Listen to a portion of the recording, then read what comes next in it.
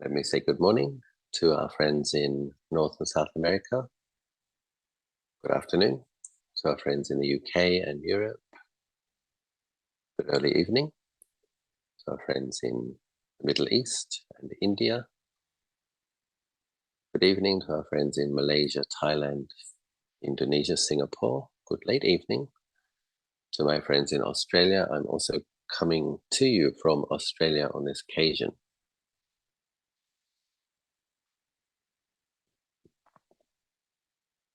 Because it's quite late here in Australia, I had a cup of coffee before I began this session. And now I'm in a chatty mood. So shall I chat for a while? Shall I just tell you a bit about what's been going on in my life? Aside from what I was talking about earlier.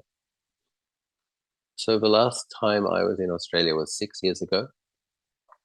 A long time.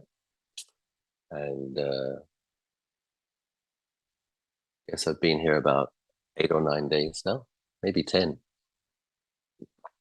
And I've been enjoying the change. There is a part of me that misses Thailand, misses the monastery, misses my cats. This is the thing about attachment, isn't it? We get comfortable and then we get attached. But there are also many beautiful things that I've been experiencing, and meeting some good Dhamma friends, very kind people who've been very generous towards me. One unintended consequence, but a pleasant one, of my sister's final phase of her life stretching out longer than anybody would have anticipated, is that there were some spare days. And on those spare days, you know, in my life, I don't actually get many holidays. As a monk who is a teacher, you go on arms round, you're kind of even though you don't talk to people, you're a public persona in a way. You're in public doing a duty. Then you have the meal, you give a blessing, receive guests, and lead the chanting in the evening. If I take some retreat time, I would tend to practice harder than normal. If I go on a retreat in India, I would also practice harder than normal. And if I teach a retreat to my students or lead a pilgrimage, it's quite a bit of work for me. At the monastery, I'm also the forest regeneration project manager, the building project manager, the social worker, and the chief executive officer and the accountant. So finding a few spare days was really nice. And I went to the beach.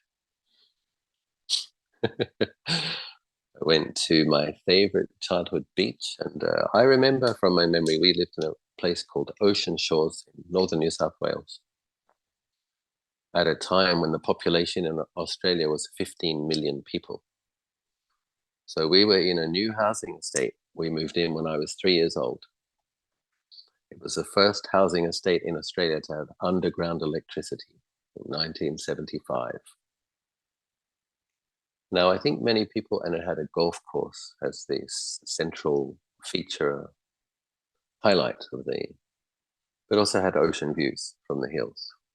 And so I remember as a little boy going out to ride my bicycle, only about 1 in 10 blocks had been built on. So many people had bought their land perhaps as a retirement plan or investment. So it was this fabulous seaside suburb and nobody was there. But the roads are smooth and very safe. And if I recall, I don't think my mother bothered locking her doors. It was a very safe place. And in those days, I'm a Generation X guy. In those days, you'd leave the door, the unlocked door, and your mum would say to you, okay, be back before dinner. And so we might go to a lake, we might go to a river, we might go to a harbor, we might go to a lookout, we might go to the beach. And my parents weren't really micromanaging us. They were just like, be back in time for dinner. And so we experienced a lot of freedom and grew up with a general sense that the world is, terrible things do happen, but, you'll probably be okay. We grew up with, for example, when we swam at those beaches, there were no lifesavers, there were no shark nets. We knew about sharks, but we didn't care about them. We wanted to go for a swim. If we were tired from pedaling our bicycles several kilometers, we saw the ocean, we took up our t-shirts, we ran, we jumped in. We didn't have a towel, we dried off on our bikes on the way home. Oftentimes we didn't have shoes. So I suppose we were kind of hippie kids in a way. But our household was not very hippie-like. My mother ran a pretty tight ship. She had cleaning day, washing day, shopping day. And oftentimes I would smell baking and I would come into the kitchen and my mum would say, "Get off my clean floor, I just mopped it." So we had a very clean house. But I remember the beach, New Brighton Beach, where we used to go, as being very beautiful. And my memory was incorrect in as much as it is more beautiful than I remembered it. New Brighton Beach is white sand, and it's very straight, and there aren't any mountains behind it. There's something about this very, very straight, long, white beach with this Pacific Ocean in front of you without any islands and no mountains behind you. When you lie down on the sand and there's this little dune behind you, what that did was this vast sense of waves that just stretched right and left and before you. And the sound of those waves, and the sound of those waves would reverberate on that sand dune behind you a little bit. So you kind of had like a Dolby stereo 360 degrees soundscape of crashing waves without having to pay for it. And I realized that was the beginning of my meditation practice as a little boy. In those days, sometimes we would go to the beach with my sisters, and those were the days where the women of Australia in the 70s used to rub their bodies with coconut oil and bake themselves so that they could get a full body tan. So they would roast themselves on the front, roast themselves on the back, roast themselves on the right, roast themselves on the left. We didn't know much about skin cancer yet. And so I would go with my twin brother and my younger brother and I. We'd make sandcastles, we'd wrestle, we'd swim, we'd come back, we'd lie, we'd say, "Can we go home yet?" And my sisters were saying, "Nope, not finished some baking yet." And so we'd lie back on the towel and I would just listen to those waves. And at a certain point, when just expanding consciousness, because it's such a vast and kind of unpredictable, random, some of those waves were bigger, some of them were smaller, some came in straight, some came in slightly diagonal. And so you got this constantly changing and loud and vast noise, very expansive. And at some point, the awareness would get more and more broad. And at a certain point, the mind would kind of fall into the awareness of that sound, impartial awareness that wasn't grasping in any particular sound. And the feeling of restlessness and the feeling of boredom would go away. And when my sisters had decided that they were well roasted, they would say, "Let's go home now." I remember the mind was in quite a peaceful state. A few years later, I think when I was about 11, we moved to the suburbs in the south side of Brisbane. And I remember that I was grieving something and I couldn't quite articulate it because it's hard to describe broad awareness that knows empty space.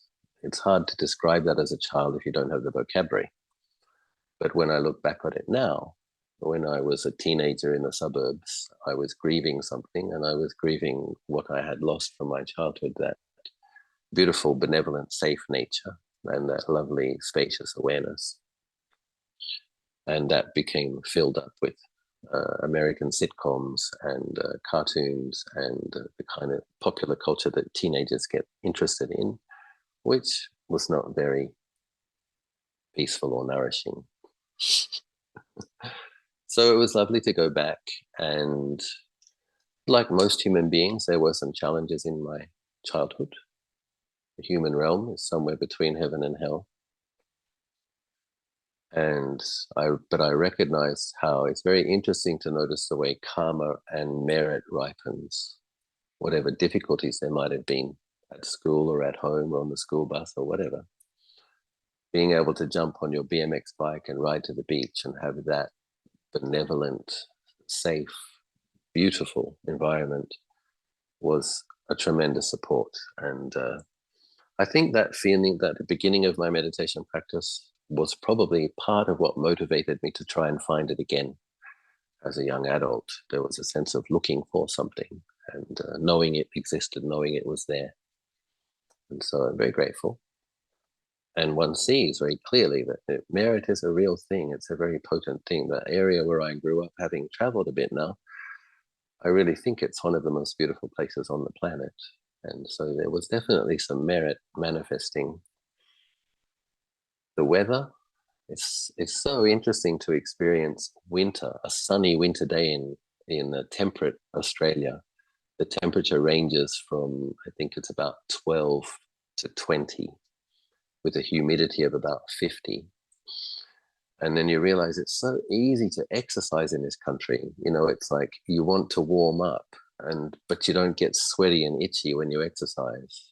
It's so nice. It's so much easier to stay a bit fit. In Thailand, you just think about exercising and get up off the seat and you've broken into a sweat already. And if you walk for 5 minutes, you're very, very itchy. And if you stop, the mosquitoes bite you. So it's a very different experience. And what it does to you, I think your first 20 years, they really affect you for your lifetime. That becomes your basis understanding of what's normal. And so with the weather in northern New South Wales and southeast Queensland, wherever I go in the world, it either feels too hot or too cold.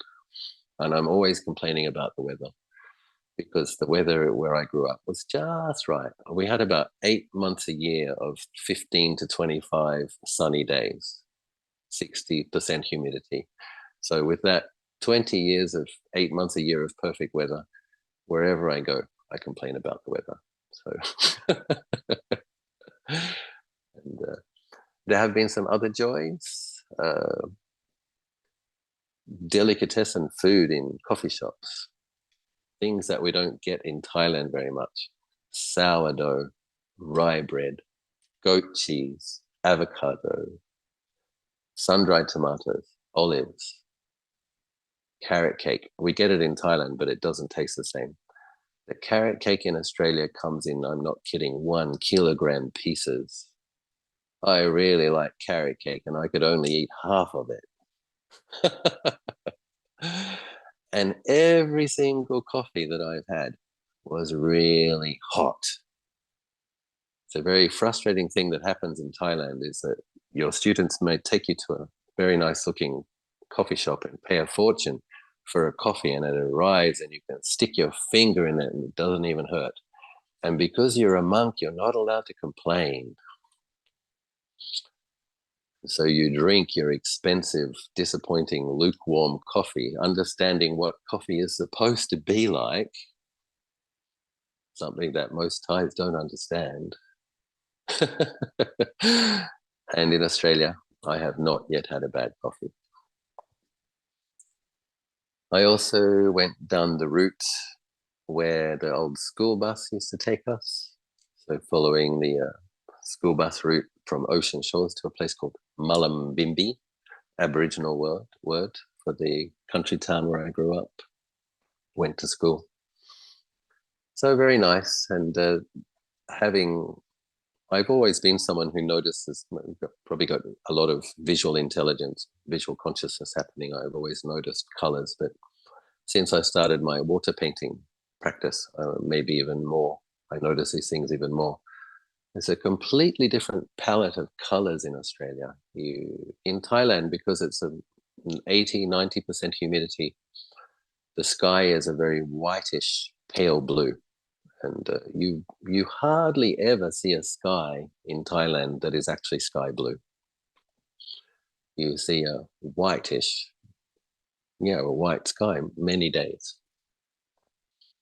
Now, the thing about when you get a real sky, blue sky, is then you get a deep blue ocean.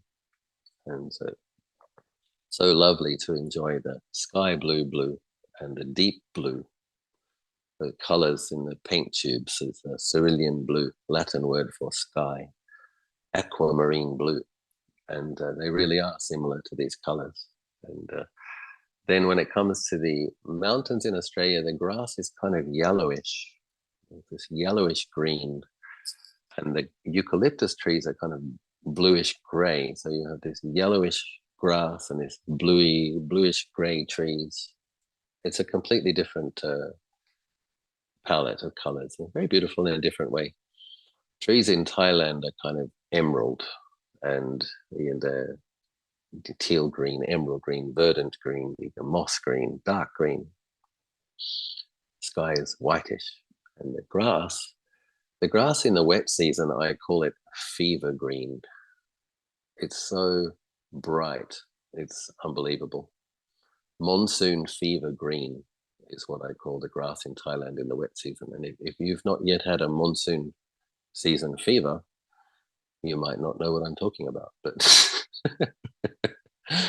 But anyway, I digress. There are more serious things to consider. Just wanted to share a little glimpse of my world with you. And I believe we have some questions today, JC. Rajan, question 1. Dear Tan Ajahn, I have been meditating more in the past month. I have been experiencing deeper and more consistent moments of peacefulness than before, and mindfulness in day-to-day life does appear to be better. However, this has also been accompanied by feeling increasingly overstimulated in daily life. Socializing feels especially draining, and even sounds appear louder and more grating on the ears than before. I've also been experiencing emotions like happiness and peacefulness more intensely, but on the flip side, this has been accompanied with an equally more pronounced experience of negative emotions like sadness and irritation. I have noticed that even though the spike between good and bad emotions has increased, they have been lasting for shorter periods than before I started meditating more. Is this a normal part of the process, or could I be doing something wrong? Do you have any advice for me? Thank you, Tan Ajahn.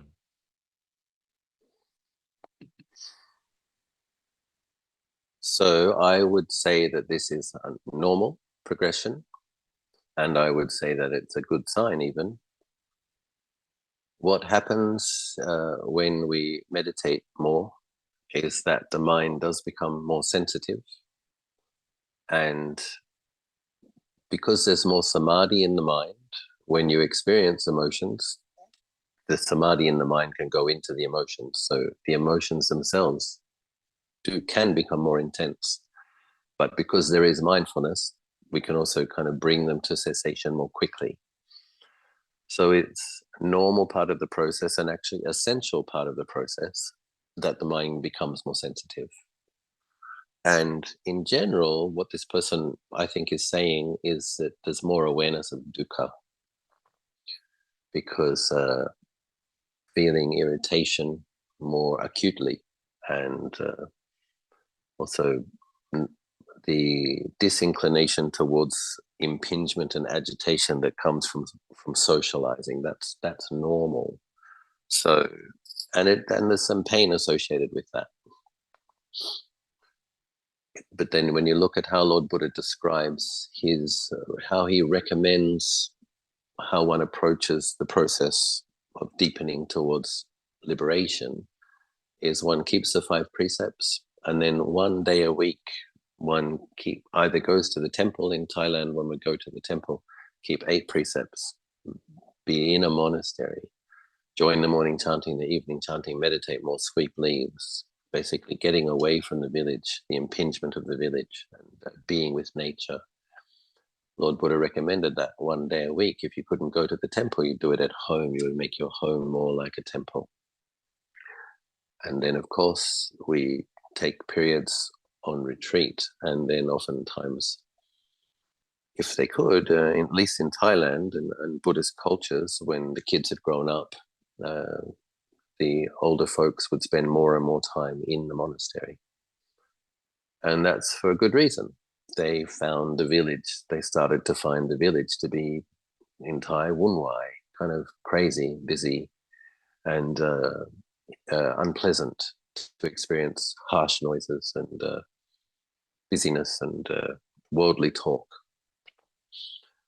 So the mind sensitizing, becoming extra sensitive, comes with some challenges, but the way we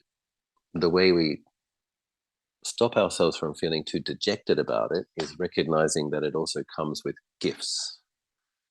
If you recognize dukkha, unsatisfactoriness, pain, suffering, and you have a sensitive mind, you're going to also notice what's causing it. If you're meditating and you're having a look, you're going to see there's some kind of grasping for or not for. And if the mind isn't sensitive, doesn't really notice the dukkha, it's not going to notice the craving that's underneath it. So with regards the noble truth of suffering, one has to know it. You need to have a sensitive mind to know it. So it's good, actually, that we notice more dukkha. Then the cause also has to be known and then abandoned. The thing that makes it possible to abandon the cause of dukkha is seeing it clearly with good mindfulness and concentration and being able to let go of it. So you have to see it. And you need that extra sensitivity, and you need that extra clarity, and you need that extra power to be able to let go of it. And this person just described how their mind states arise and cease more quickly. That's a good sign. It means the mind is becoming able to know a mind state and let it go, know a mind state and let it go. So that's what we all need to do. And then the practitioners, as we practice more and more, we'll notice that there are periods that open up in our day where there's no particular happiness or no particular misery, and the mind is just okay. And you'll probably get longer and longer moments and longer periods. And those more neutral periods where the mind is neither elated or dejected, if we become habituated further with just allowing the mind to be in the middle, those neutral periods become peaceful periods. And Lord Buddha says that peacefulness is the highest happiness. And so when we become okay to rest in a normal, neutral quality of the mind, where in Thai they say, "Mai yin di, mai yin lai," don't fall into liking or disliking. Keep wang chit pen klang, keep the mind in the middle. When we have some ability to do that just keeping the mind in the middle deepens, and people start to experience some of the peacefulness that they might feel in a sitting posture in their ordinary day, with their eyes open, walking around, because the mind is becoming skilled at centering. And then it's important, what this person is probably also experiencing is a more samadhi than sati. This is also quite common. When we have more samadhi than sati, we experience things more intensely and with more sensitivity, but we don't yet have the sati. What the sati does is it gives you more spaciousness. The sati sampajanya, mindfulness with clear comprehension, just gives you more space around your mind states. But these things take time to develop. It takes some years. If one is consistent in one's practice, that spacious awareness around one's mind state gets bigger. In the beginning, there's a little bit of awareness around your mind state. It's kind of in the heart area, head area, and it tends to shatter quite easily. That's normal. And then there's that sense of, oh, I need to get somewhere peaceful, or I need to go and meditate again. if you're really diligent, you meditate morning and evening, later on, morning, afternoon, and evening, that sense of clarity and awareness will become something that surrounds your whole body and mind. And even when there's impingement, it doesn't shake the mind as much. You develop when those things are functioning together, mindfulness, concentration, and wisdom, you get a kind of a resilient, spacious awareness that doesn't get thrown as much. And even though you have the sensitivity and the more samadhi and experience things more deeply, they don't stick in the mind. So, for example, I'll give an example. I try not to watch movies too often, but if I'm on a 9-hour flight, I will let myself watch one. And I often need to ask the stewardess for extra tissues. Why? Because I always cry. Because I'm not used to having something right in front of my face with all this emotion. So, but the thing is, I can cry watching a movie, but then I need to go to the toilet. When I go to the toilet, I don't feel sad. There's no lingering in my mind of, oh, how sad that scene was. It's just kind of like when it's in front of my face, somebody's doing some good acting, the music is just right, something is moving, oh, tears. Oh, I need to go to the bathroom. I press pause, I go to the bathroom. In the bathroom, there's no tears. I'm not sad. But because the mind is sensitive, but is being trained not to grasp, to know and to let go, to know and to let go, not to fall into sadness. So that's just an example of a way that one can be with sensory impingement in a way where one is affected, but not as deeply as before. One sense impingements arise, stay for some time and cease. So probably if I was an arahant with equanimity jhana, I probably wouldn't cry. But still a work in progress. Hope something I said was helpful. Thank you, Prajan. Prajan, question 2. Dear Ajahn, when I meditate, I feel sometimes a strong energy on my forehead. However, I lose it and lose my concentration. I discovered recently that once I open my eyes, I regain my focus and continue mindfully with my breath. Is there a better way to cultivate that energy I am feeling? Thank you.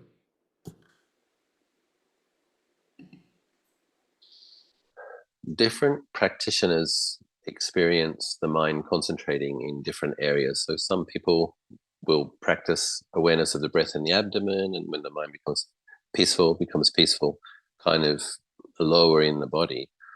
Other people, for myself, I practice awareness of breath mostly in the chest area. When my mind becomes peaceful in that area. Other people who practice awareness of breath at the tip of the nose, the mind concentrates often towards in front of the head. So different people do experience concentration, or the center, the base of where the concentration is, or the center of where the concentration is, can be different for different individuals. It's arising because the meditator has been consistently with the meditation object. So the way to keep the concentration is to consistently be with the meditation object. One thing that can happen is when the feelings of rapture, pleasant feeling of a mind focusing, arise, we then give our attention to those feelings. And what happens is when we give our attention to those feelings is that we're not with the mind, we're not with the meditation object that led to that experience. So we've let go of our awareness of the meditation object and we've taken a different object, and then the collectedness of the mind dissipates. So what we have to do when we experience any form of rapture and tranquility is we don't let go of the meditation object. We're still basically aware of the in-breath and aware of the out-breath. And then we have to, what you try to do, or at least what I try to do, is I expand my awareness so that I'm still aware of the in-breath, I'm still aware of the out-breath. That's at the center of my attention, but the awareness also encompasses these other feelings. So there's the awareness of the in-breath, there's the awareness of the out-breath, and there's awareness of some concentration occurring in front of my face. And I don't get fascinated with that. I know it, I appreciate it, I'm aware of it, but I'm still aware of my in-breath, I'm still aware of my out-breath. I keep that as the center of my awareness. And then sometimes the peacefulness can become so palpable that the awareness of the breath falls away and the mind is peaceful. And that's okay. But when the mind comes out of the peacefulness, one tries to be aware of the next breath that occurs that one is capable of feeling. One tries to know that. So what happens when the mind experiences a really deeply peaceful state is because it comes inward, it's not aware of the breath anymore. The breath is still occurring. But because the mind picks up peacefulness, it drops the awareness of the feeling. But when it moves from that peacefulness, as it always does, then we pick up the feeling again. The mind can go back into peacefulness. But having said that, in the Zen tradition and in the Tibetan tradition, practitioners do practice meditation with their eyes open. So I personally don't have much experience of it, but I know there are hundreds of thousands of practitioners who have practiced that way. It's, if one wants to experiment, that's fine. Like as this person has said, if they open their eyes, that concentration comes back again. So normally in the Zen tradition, they're facing a wall, a blank wall. That's helpful because you don't want too much visual phenomenon to impinge. So if you can experiment, sit in front of a blank wall and be aware of your in and out breathing. And there's been many gifted practitioners in those traditions, so I'm sure that one can experience deep samadhi with one's eyes open, and can always give it a go, see how it goes. So,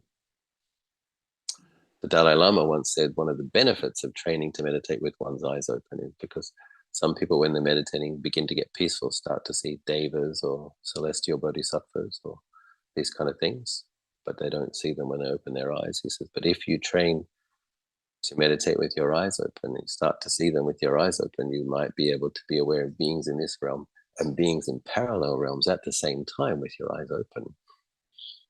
That might be a bit advanced.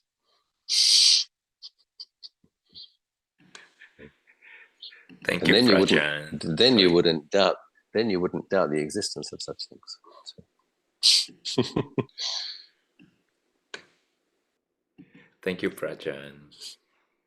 Question 3, dear Ajahn. Why are some people born with medical issues such as Down syndrome? What are the difference in people's bodily abilities and mental faculties? Are there some lessons for us here? Is it their karma? Thank you. Yeah. So the short answer is yes. If one has a particularly serious karma, a serious physical or mental impediment, there is probably most probably, a karmic cause behind that. In general, if we don't harm beings, suppose, for example, you have pets and you feed them. There's traditions in Asia of finding animals that are experiencing torment and releasing them. So the crabs tend to be tied up so that they can't snap at people, and people buy them and they chop off the strings and release them, and the crab experiences a feeling of being released from bondage. The crab is scared of being killed, and the crab is put back in the water, and the crab experiences a feeling of freedom. So when people buy beings that are destined to be killed and they release them, that produces potent merit and reduces, so it's conducive to one's good health and lack of painful feelings and debilitating diseases if we have helped other beings to be healthy and to have less painful feelings. So if, on the other hand, we have been the fisherman or the crab catcher, then we have some difficult karmas to work through. And probably all of us have been, and at times. A well-meaning mother who has to feed the kids may kill a chicken each week for her whole life to feed the kids, and after a lifetime of 50 chickens a year, it's a lot of beings who have had their necks cut and experienced terror and pain and things like that. So unfortunately, we've all probably done that kind of thing. And it tends to be cumulative. But if a person is born with a serious physical impediment, they've harmed beings. With regards to less than ideal mental faculties, it's often associated with having drunk alcohol or taken drugs. So one of the downsides of, when Lord Buddha recommends these things, is not just he doesn't want people to have fun. It's, if fun was wholesome and useful, he would tell you to have fun.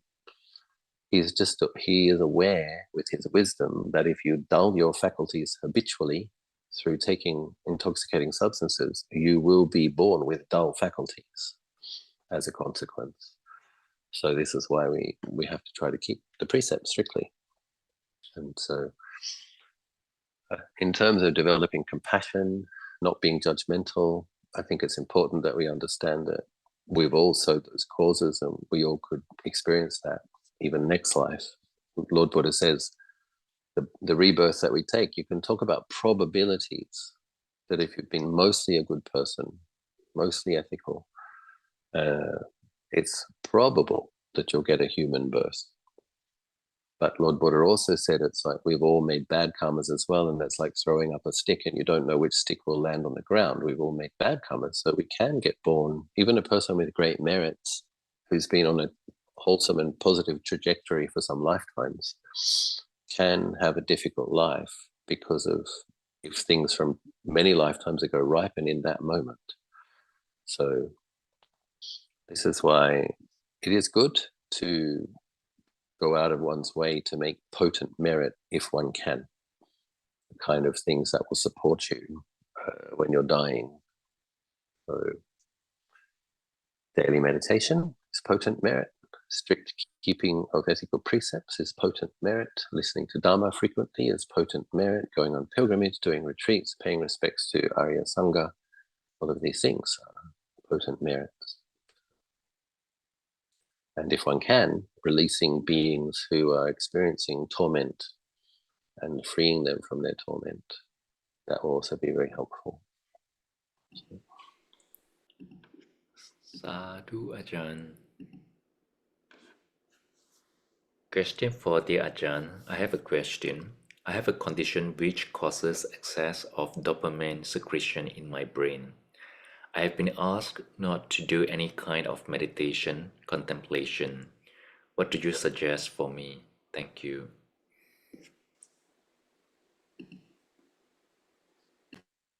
So I have to say first, I'm not a mental health, not a psychiatrist. Psychiatrists tend to understand about these brain chemicals better than I do. I think I understand why the suggestion there is to not do samatha meditation, probably, because samatha causing pleasant feelings. And if a person is already having to manage excess dopamine, I can see why a doctor might recommend against it. But something that might be possible is walking meditation. So if you make your goal to develop more mindfulness in every posture, and don't underestimate mindfulness. One of the lists that Lord Buddha was contemplating after his enlightenment, when he was in awe himself about what he'd accomplished, after one of his weeks abiding in liberation, in those 6 weeks after enlightenment under the Bodhi tree, he's like, how is it possible to have attained to the deathless? And then he saw these 4 foundations of mindfulness, when cultivated, made much of, lead to the deathless and merge in the deathless. So mindfulness of the body, mindfulness of feelings that arise due to body-based contact, for example, feelings at the bottom of the feet, lifting, moving, placing, and just all those feelings you experience when you walk backwards and forwards. Then you're getting a nice, resilient quality of awareness around your body. And Luang Por Anan recommends that we put a lot of emphasis upon cultivating our body-based mindfulness first, because that's the one where it's easiest to be most consistent. So if you can train yourself to be consistent with your body, knowing what you're doing with it, and from the moment you wake up, feel the footsteps and know when you're sitting down, know when you're passing through doors. Lord Buddha says, know when you're defecating, know when you're eating. Basically know what you're doing with your body.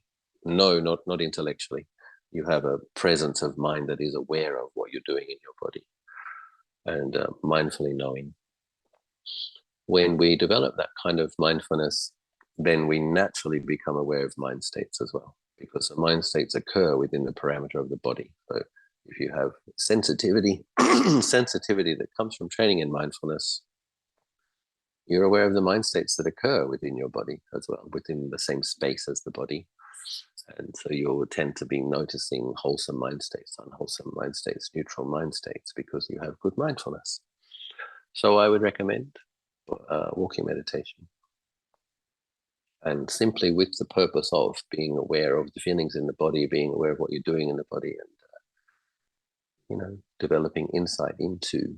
So this person may not be able to take samatha and samadhi as their vehicle, but they can probably take mindfulness and clear comprehension and be aware of mind states as they arise, the kind of sense contact that causes them to arise, how they change, when they cease.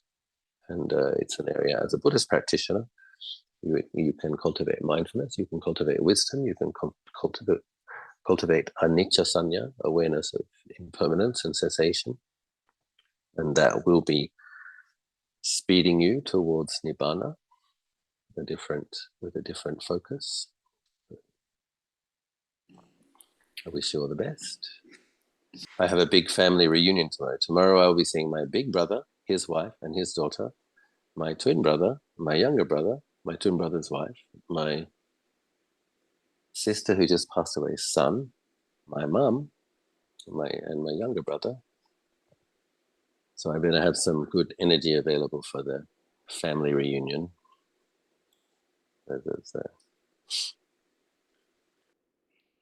Wishing you have time a with good you. quality time with Thank your you. family. Yes, the last time all of the children were together, the Hanson family, was my twin brother's wedding, which was, I think, about more than 10 years ago. And so it's important that we see each other. Yeah. Before you leave, I'm quite sure all of us, your students from all over the world, are very saddened by the passing of your sisters. And from one of Ajahns' very old students, Sister Lian, and she wrote a very beautiful condolences message to Ajahn, and I think she has speak in some ways to what we also want to tell Ajahn with our own hearts, how we feel as well. So here's how it goes. Dear respected Ajahn, it is with great sadness that we learned about your sister's illness and her passing away yesterday. We want you to know that we are so sorry for your loss, and the departure of a loved one always marks our heart, Ajahn. We want to dedicate this word of condolences and sympathy, and our respect goes out to Ajahn and your family. Our heart and prayers are with you and your family.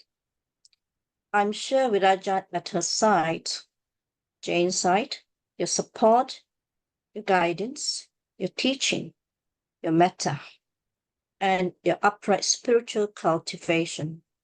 These will reflect the best of your influences on her future destiny, blessed with good and favorable rebirth, conducive for her spiritual journey. May our condolences bring you and your family some comfort, and may our prayers and metta ease the pain and help to cope with your loss. With respect and metta, on behalf of the students. Just to mention, Joyce, tomorrow the meal for the Hanson family clan is being sponsored by Untitled students. So thank you, generous donors, and thank you once again to the Metta Blessings. I'm sure they did help. So, bye-bye.